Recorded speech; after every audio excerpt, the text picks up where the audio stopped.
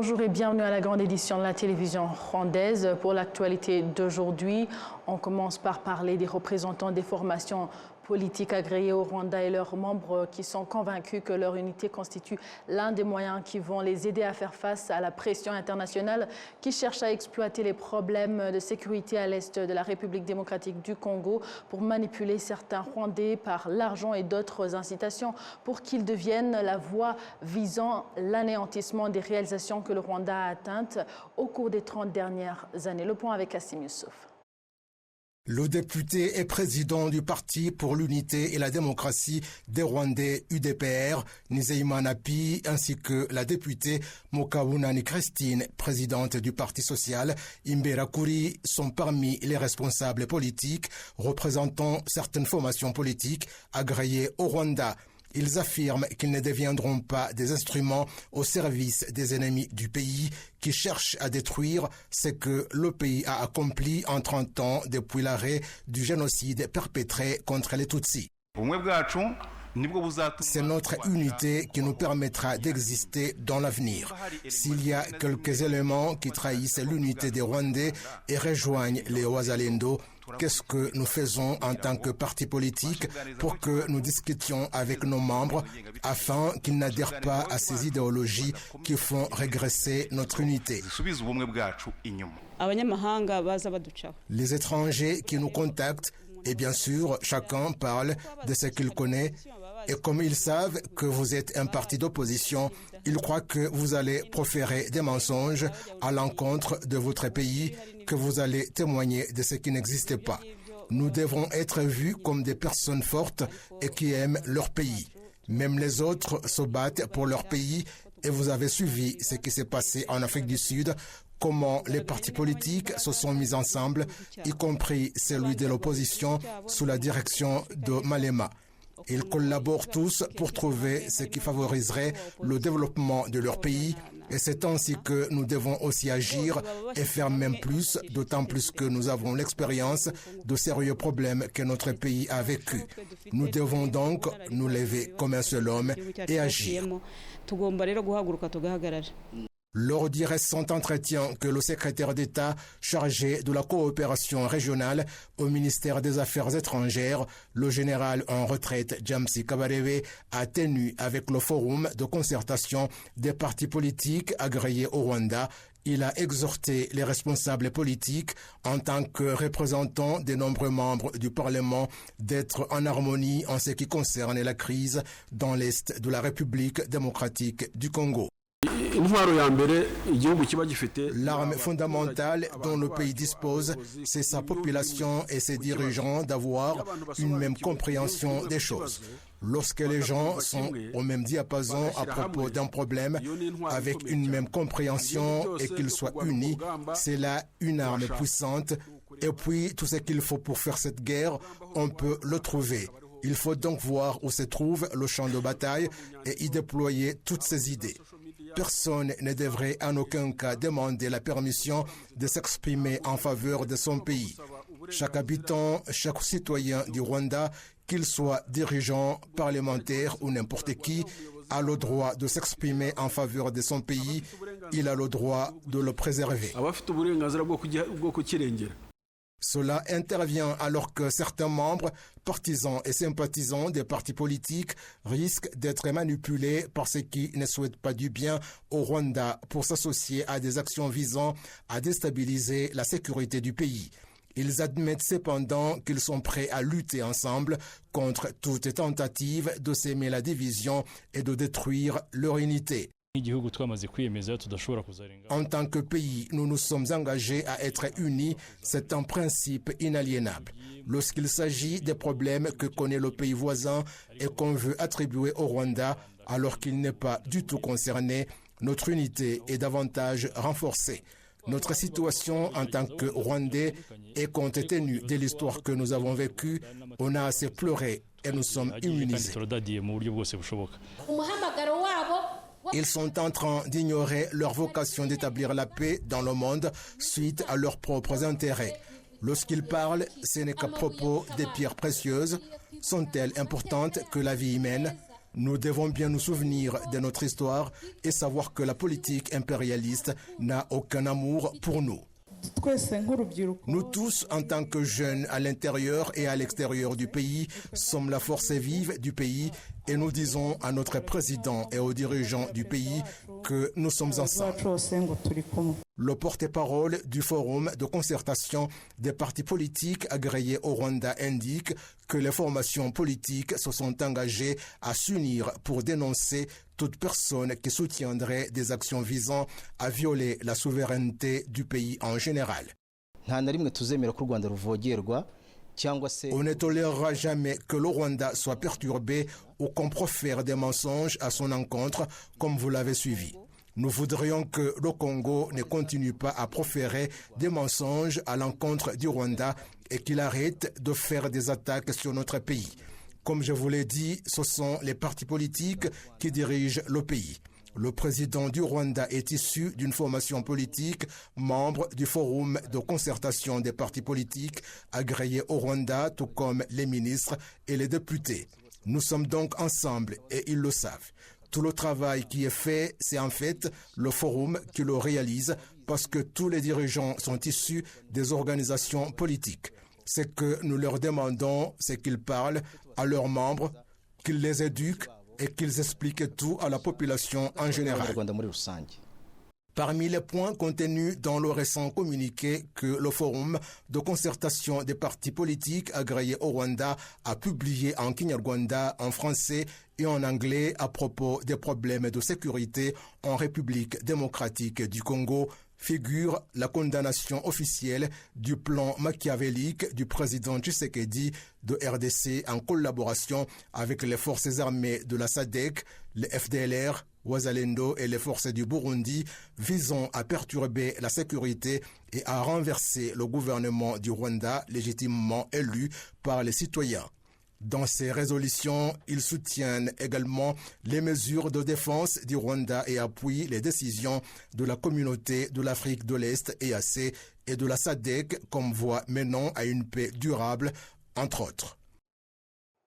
Les professionnels de la santé du continent africain ont souligné donc la nécessité pour le continent de travailler ensemble pour prévenir les maladies, y compris les maladies non transmissibles, afin de réduire le coût de soins de santé. C'est le message transmis par les participants au sommet africain sur la santé qui se déroule actuellement au Rwanda. Les détails, c'est avec Patrick Nyilidandi. More people are dying currently from... Le ministre de la Santé du Rwanda, Dr Rosabin Nsanzimana, affirme que l'un des défis auxquels l'Afrique est confrontée et qui n'existait pas il y a 15 ans est l'augmentation des maladies non transmissibles. Les efforts doivent être concentrés sur l'aide à la population pour apprendre à les prévenir, qu'elles soient transmissibles ou non. And the best way to deal with non-communicable diseases is what we did last night. It's changing our lifestyle. La meilleure façon de lutter contre les maladies non transmissibles, c'est comme ce que nous avons fait hier soir pendant que nous pratiquions le sport. Nous devons changer notre mode de vie, dire aux gens de nettoyer leur lieu de résidence pour éviter la prolifération des moustiques, d'éviter les eaux stagnantes près de chez eux, car les moustiques peuvent le piquer et générer des paludismes. Nous devons aussi leur dire de ne pas boire trop d'alcool, que le sel est mauvais pour le cœur, le sucre est mauvais pour le rein, qu'il faut marcher tous les jours, qu'il faut prendre soin de sa santé, se faire dépister plus souvent pour les maladies. Ce sont des choses que nous n'avons pas assez expliquées aux gens. Tout comme nous leur disons que le paludisme existe. Ils devraient aussi savoir que les virus qui causent le sida et la tuberculose existent aussi. Il y a d'autres maladies graves que nous n'avons pas assez parlé aux gens, notamment les cancers, les accidents vasculaires cérébraux et même les crises cardiaques, car nous les voyons plus souvent de nos jours. The type of food people are eating have changed. So these are the second point I want to stress that we also think about this week as we redesign the health agenda for Africa moving forward. C'est la troisième fois que le Rwanda accueille une réunion regroupant les professionnels de santé en Afrique dans le but de trouver des moyens de renforcer les secteurs de la santé sur le continent pour aider les citoyens à vivre mieux. Cette réunion intervient alors que la nouvelle administration américaine a décidé de fermer les robinets en termes d'assistance humanitaire à certains pays africains. Les participants ont convenu que les Africains devraient trouver des ressources suffisantes pour consacrer à la santé. Le directeur adjoint du Centre africain pour le contrôle et la prévention des maladies, CDC Afrique en sigle en anglais, Dr Raji Tajuddin, affirme que pour que les pays africains parviennent au développement qu'ils souhaitent, ils ont besoin que leurs citoyens soient en bonne santé. Affordable and equitable access. Nous devons faire tout ce qui est à notre pouvoir pour garantir que des soins de santé de qualité et abordables soient admissibles à tous. Pour y parvenir, nous devons disposer des systèmes de soins de santé primaires solides. Les soins de santé doivent d'abord répondre aux besoins de la population. Cela permettrait également à la population de se sentir plus confiante quant à sa vie et de disposer d'un système médical suffisamment solide pour faire face aux épidémies d'où qu'elles viennent. Comme nous le savons tous, toute maladie naît dans la communauté et s'y termine. C'est pourquoi nous avons besoin des systèmes de soins de santé primaires solides. Il a été souligné que cette région pourrait faire un plus grand usage de la technologie pour fournir des services médicaux à un plus grand nombre de personnes. Les experts en multiplication des semences de diverses cultures en provenance des pays africains et d'ailleurs affirment que le continent a besoin de semences de qualité et productives pour atteindre l'objectif d'éradication de la faim d'ici 2063. C'est lors d'une conférence à Kigali que se sont réunis des spécialistes de la multiplication de semences de plantes qui présentent différents types de semences ayant fait l'objet de recherches et qui sont ensuite mises à la disposition des agriculteurs dans leur pays où elles sont cultivées. Monsieur Amadou Sarr, président d'AFSTA, Association africaine du commerce des semences, explique leur objectif. On a au niveau de ce congrès plus de 50 pays qui sont représentés. L'AFSTA est actuellement actif au niveau de 48 pays. Nous avons 28 associations nationales qui participent à l'AFSTA. Nous avons des entreprises du continent et des entreprises d'autres pays, d'autres continents qui participent à ce congrès. L'AFSTA a beaucoup contribué sur la rédaction des réglementations et sur le lobbying au niveau de la production des semences en Afrique. Quand je regarde le parcours qui a été fait, les résultats sont assez intéressants et satisfaisants. Parce qu'aujourd'hui, la plupart des producteurs ne dépendent pas uniquement du public, qui on sait qu'il y a des limites sur le côté production. Avec l'avènement du privé, la disponibilité de semences est beaucoup plus importante. Et les semences qui sont mises sur place ont des rendements beaucoup plus importants. Donc ça améliore le niveau de vie des producteurs, ça participe aussi à la sécurité alimentaire. Donc la semence, c'est la vie. On peut avoir tout dans sa vie, mais si on n'a pas de quoi mettre dans son ventre, ça ne sert à rien. Donc la semence, c'est une façon de participer à l'autosuffisance alimentaire et à la sécurité alimentaire. Ici, toujours dans le même ordre, en 2021, il a été constaté que 65% des terres agricoles en Afrique ont été dégradées. Le continent a besoin de 65 milliards de dollars pour restaurer sa fertilité. En 2050, une personne sur 5 dans le monde sera donc suffisamment couvert. Cependant, le continent possède plus de 60% de terres non exploitées. Lors de cette conférence de 3 jours réunissant plus de 300 participants, les experts en multiplication de semences sont appelés à promouvoir la coopération entre les gouvernements et le secteur privé afin d'exploiter pleinement les terres cultivables de ce continent. Place maintenant à la technologie pour parler des experts en technologie au Rwanda qui ont lancé un programme d'informatique dénommé Oasis qui centralise les informations des étudiants depuis leur inscription jusqu'à la fin de leurs études. La technologie est l'un des facteurs qui contribuent à l'amélioration de la qualité de l'éducation au Rwanda, ce qui attire également des étudiants étrangers qui viennent y poursuivre leurs études universitaires. Kassim Youssouf nous en dit plus. Dans différents établissements d'enseignement supérieur et universitaire, les étudiants et diplômés affirment que la prestation des services laisse à désirer en raison du mauvais archivage des informations les concernant. Il y a des documents dont on a besoin, notamment les relevés des notes, et on trouve que le responsable n'est pas disponible, ce qui fait qu'on est obligé de revenir.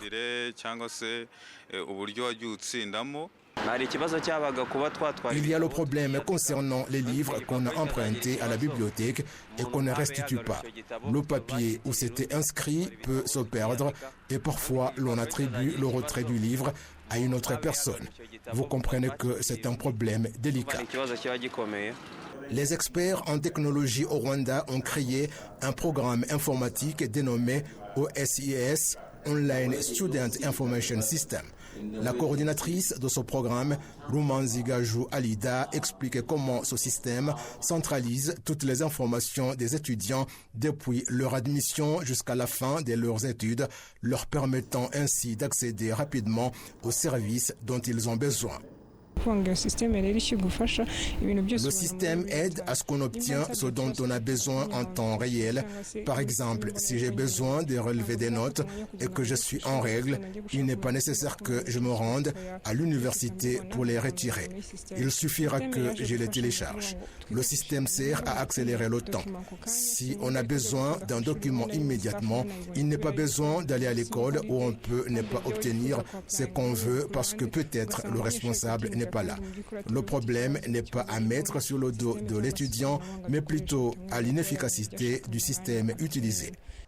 Différentes institutions au Rwanda ont déjà adopté ce programme, notamment le National Cyber Security Authority, la Banque nationale du Rwanda, l'Office du marché des capitaux et d'autres qui ont besoin de cette technologie.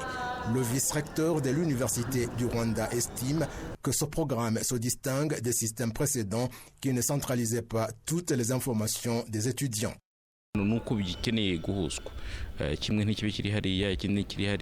Le besoin est de tout centraliser. Le système dont nous disposons vient de l'extérieur et son prix ne cesse d'augmenter. Mais lorsqu'il s'agit d'un système développé au Rwanda et qu'il y a du soutien tout près au Rwanda, cela facilite le fonctionnement.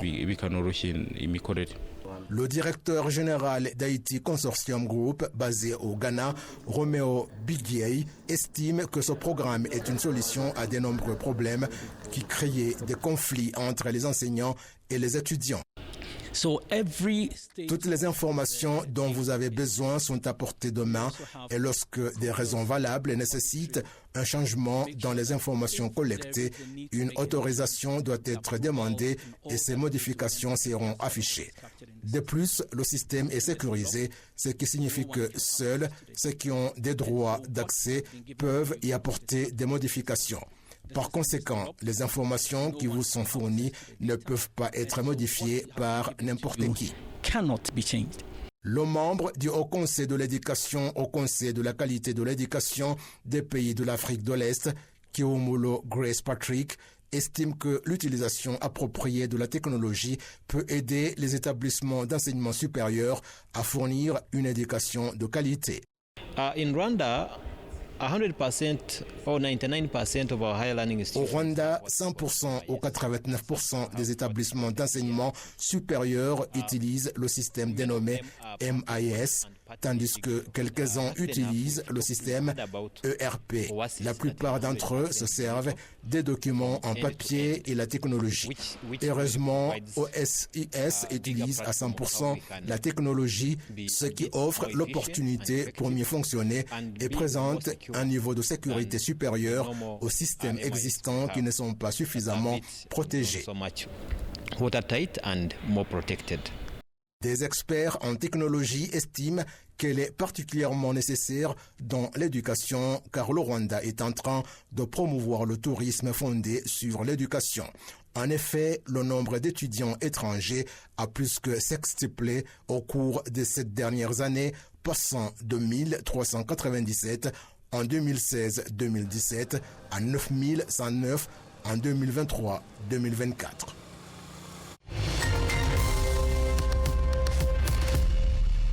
Voilà, c'est par ici que prend fin l'édition d'aujourd'hui. Merci à vous tous qui êtes au rendez-vous d'actualité de la télévision rwandaise. Avec toute l'équipe qui a réalisé la grande édition, je souhaite de passer une excellente suite du programme de la télévision rwandaise. J'étais avec Amandine Dikoumassabo. À la prochaine et d'ici là, portez-vous bien.